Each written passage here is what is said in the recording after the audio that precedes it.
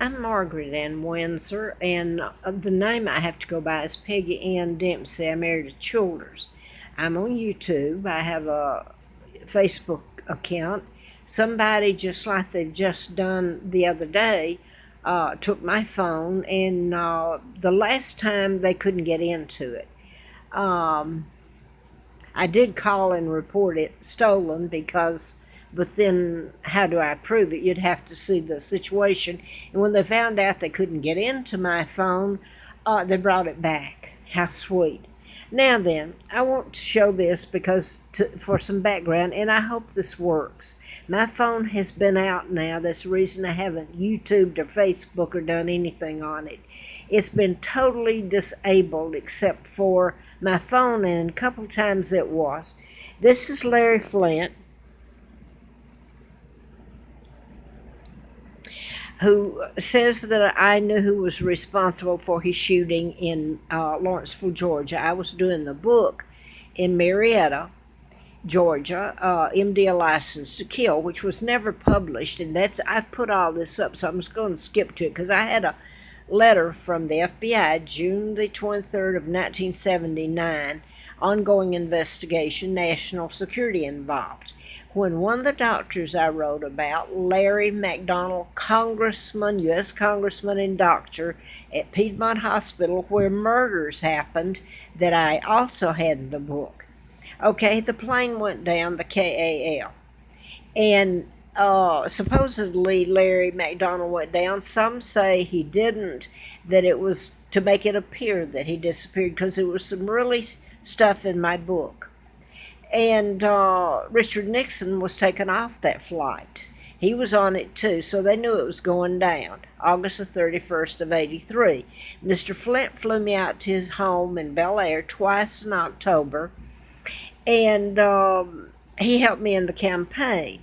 Now, I also found right after then that I'm Margaret Ann Windsor, Victoria II, the Queen of England, the day I was born. My father never married Wallace Warfield Simpson, the American spy. He was married to Claudia Ruth O'Keefe Windsor, Queen. She should always remain queen, and so should my father remain king. They were married in the Church of England, and when I was born in 39, because of the addendum, my father never meant to leave. The people I'm speaking of, his own brother, illegal George VI, thus Elizabeth, worked for the Illuminati. And my father wouldn't go along with them. In fact, he wouldn't follow orders. In fact, look what they've done to him with character assassination. But they've done the same thing with me here. And I hope my sons are alive. Okay? I haven't seen them since 1983. Now, I don't know if this is going up or not. I'm going to see. This is why I've been away. But you do notice that Facebook Mark Zuckerberg, I guess I got his name right, he's a grandson to the Rockefellers that helped kidnap me, the Illuminati, your global government, which is the United Nations. Okay, so they invaded the UK and thus Great Britain, and installed their own monarch, George VI and Elizabeth. The day I was born Victoria II, and I was christened. Now, I'm going to get to this. I've been telling about mind control murders, and that's been ongoing. I've told about those, except the ones that I'm told about and telling about that's done patterns. It's part of the time I haven't had a TV, but I have not noticed any of them, let me put it that way, for the last couple of months, I guess. Anyway, I wanted to get to this. During this time, I'm having a bad time. I'm kept penniless. I'm going blind. I need surgery, eye surgery. I need all kinds of medical help. I'm getting old. I am old. I can't see, and I've lost my hearing in both ears, a great portion of it. Now I want to cut to the chase. You would not believe how people can be gotten to. First of all, there are a few of them that care. The Brits still cared, some of them. Most of them don't even know I exist. So I'm going to get to this. The mind control murders were done in patterns. And I'm going to tell you this one. And then if you care to look on my videos, you can go back. I want to get this one up. This is Scott Hill Retirement in Clifton Forge. It's a small town. I don't know, it's an hour's drive from Roanoke.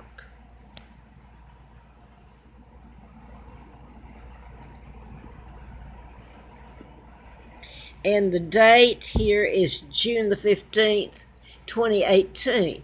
Now, the odd thing about it, I didn't notice that they called me back that day. Her name's Sherry, and the other girl's, the manager's name, Pam. Now, then the Pam is also, this is the patterns it gets into, and they're going to try to sue me now. They really fed me a line, and at the moment, I couldn't ever get HUD. Isn't that something? I'm the Queen of England. My money's being spent, and it's not yours or anybody else's to dictate where my money goes, but you have. It's gone to buy shoes and clothes for Harry's wife, and Harry and they should be locked up, the whole bunch of them. They're war criminals, period. Now, so I'm begging to live in a HUD, subsidized, and everywhere it's been, I'm not going to count the others. Tell them, because I put it up. I don't know if this is going up. I hope so. The first one that I got into here in Roanoke was called Edinburgh. Now, you associate Edinburgh with. So this is the way it's gone. Scott and Mark are my son's names. And just like the Tucson, Arizona, I told everybody, Gabby Gifford, she was a former congresswoman. She was a congresswoman when she was shot, U.S. The twins become involved in this. They brought me to Alabama and gave me the name of a twin, Peggy Ann Dempsey, and Carl Dempsey. And Carl was killed by his mother, Lina, I believe a month after he was born. They're about a year older than me. And Peggy was fed to the pigs about 2 weeks or a week before they brought me there in Moulton, Alabama. It was a dump site. Okay, the twins were illegal, so I ended up growing up, and I was so abused. I'm not going to go into it again. I want to get to this. But some of the murders have been done in patterns. Now then, let me get back to this. Pam, the one that is manager out there at Scott Hill now, is like Pam, and I'm not going to say anything about her here in Roanoke, who I thought was kind of a friend over the past few years. Now then, Sherry was the one that came and called me and it all appears like they're doing me a favor, and I'm just, they really have done me like they did my father. If you didn't hear the truth to it all, it's so appalling what they've done and what they did to my sons because they're heirs after me. So anyway, Sherry called me June the 15th, 2018. That's on a Friday, last June, and said that I had 4 days if I wanted to come out there. They knew I needed a place to stay. I made appear that I can go and that I'm just, I guess, bumming around, but everybody knows the truth in most places. The media certainly does. Donald Trump told the truth. The media doesn't know how to tell the truth. None of them. Anyway, Sherry said I had 4 days. This is Friday, June 15th, that for some reason she didn't know why. Pam told her if I wanted the apartment, I had to be in it by Monday. So I spent the weekend faxing and getting stuff to her and signing the lease and everything. I needed it so bad, and I've been sick. I'm getting old, let me clue you. And she came and picked me up. I went out there, and, it didn't dawn on me till later that June 15th, exactly 3 years ago, was when I moved into Scott Hill the first time. Then I went back a second time because I needed it, and I thought they fixed it because they had black mold in the old units, air conditioning units. And I honestly think it's in the walls of it. I took it to the proper people that managed it, and they may have done a cover job on it. They sent the girl I can't get an attorney, okay? So anyway, I'm going to leave that. I went out there, and 3 years later, I'm back out there, And right away, I sleep on the floor. The apartment wasn't bad. I sleep on the floor. The carpet was supposed to be installed. HUD requirements. By the way, HUD pays $1,200 to them for that apartment. Well, mine wasn't that bad if they hadn't sabotaged it. Which is what I've been telling, like at Edinburgh.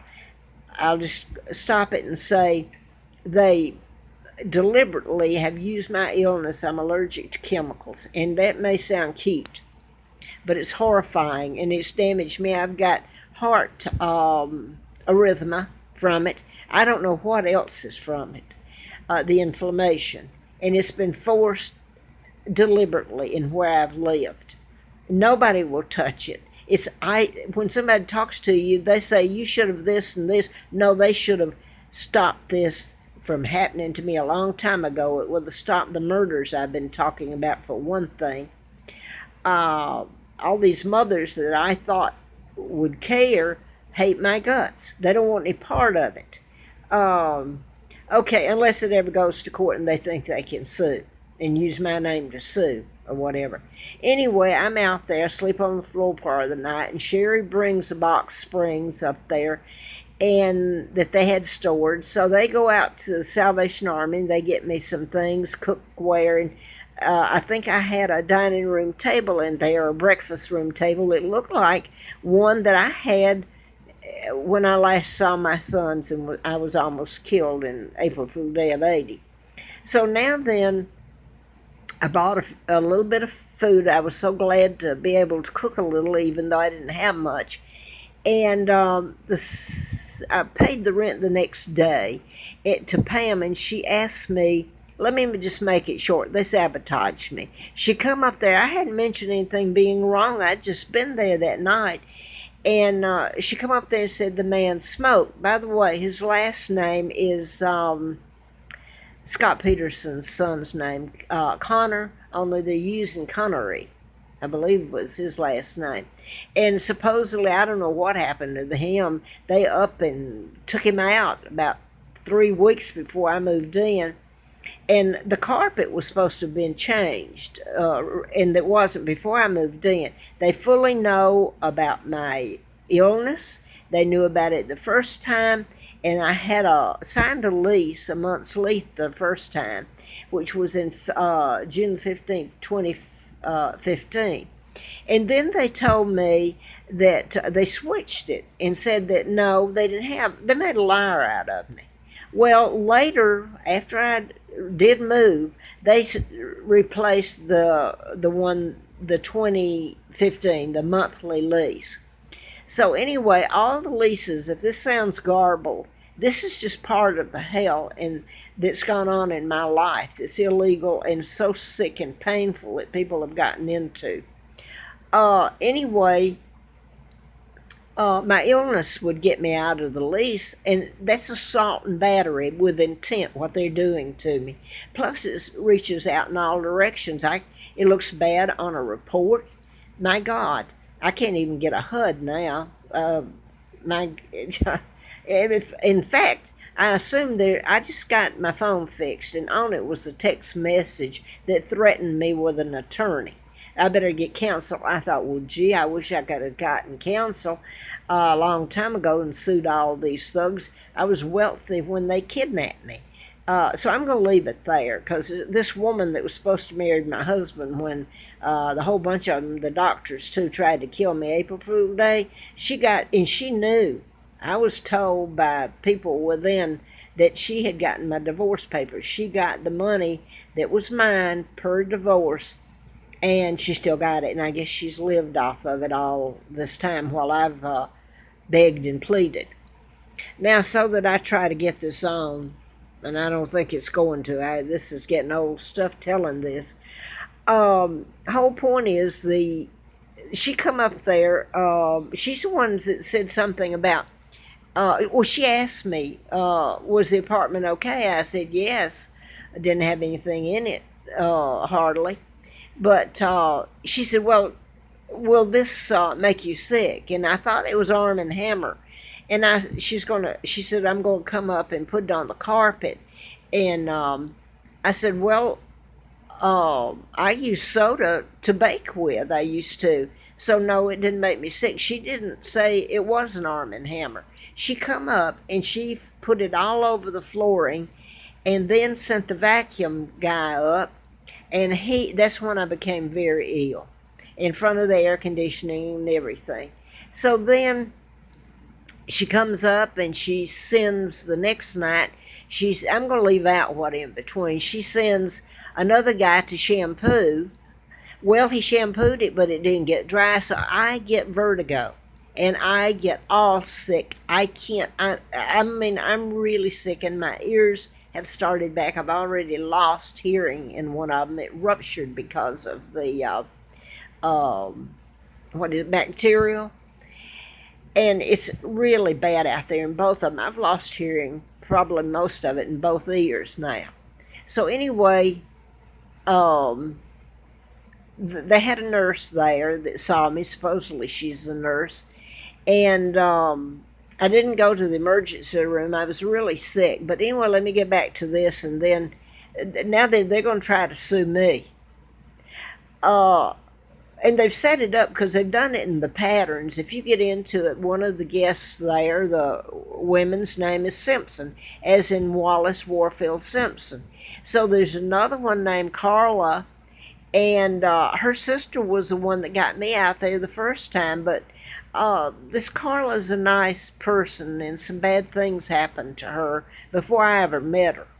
But anyway, it's connected with this, I think, and I've just lost paper here, excuse me. The endorsement of Flint, I think he gave me that. They did just for this reason, to get someone's attention and see what they would do. Now, the next morning, what was this, about the fifth morning, I turned on the garbage disposal, and all this water comes gushing out in the floor at 9:30 at night. Okay, I got that put away, or not put away. I had some towels I put over it. Next morning he comes up and he puts glue all over it. And that really sent me into orbit, because it smelled. I'm not sure that the whole place isn't full with black mold. And that's what the picture showed in what was in my room 3 years ago, apartment, out there. And cats and pets were dying, and a lot of people have died out there. This couple died before I came. They had so I was told by Sherry. Well, I don't know if Sherry told me. Some of the residents told me, and she and her boyfriend had communicable disease. They should have been isolated. He died, then she died just before I came. So, they would care. I'm not going to go any further than that, because I don't want to say something I'm not sure about, but I'm pretty sure of it, because more than one person sit there and told me. So anyway, I could go on and on, but I had enough. And I paid a girl $35 to bring, which was about every penny I had, to bring me back up here. Then I got up here, and back to where I was at the motel. Been here for a little over a year now. So then Sherry calls me about 11:30 one night, and says that they have somebody that wants it, the apartment. And she says, well, you can't get out of your lease. And I said, well, I can too. I said, because it makes me sick what you're doing out there, my health. And anyway, she left that. She said this woman might would pick up she wanted the apartment. So I assumed from what she said she'd pick up the lease. She come and got me, and I needed a place so bad. I go back. I thought I'll try it again.